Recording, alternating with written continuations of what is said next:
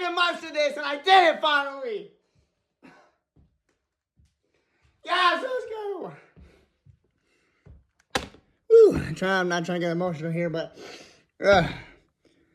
woo, one of my New Year's resolutions was to solve this in under 30 seconds, and I pushed myself to actually get it done.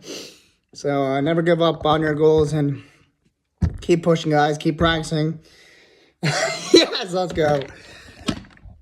27 seconds. Whew. Let's go, dude. Yes, let's go.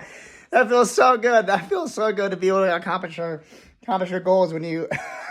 Man, let's go. That feels so good when you're trying to accomplish your goals and you get it done.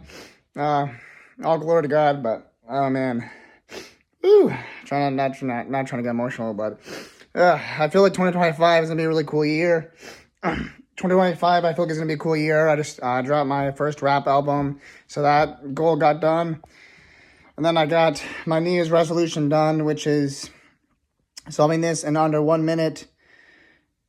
Under 1 minute, and then I had my other goal was to solve this in under 30 seconds. And I just got 27 seconds to solve a pretty hard puzzle. And I've already known how to solve this before.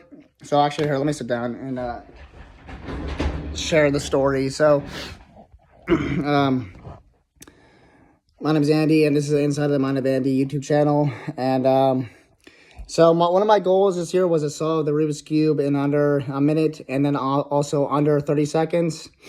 And then, so what I'm trying to say, so I could solve it. The time that I could solve it was at 1 minute and 30 seconds, and I was like, okay, if I can get under 1 minute and 30 seconds, this year is going to be the year that I'm going to try to get it under that time.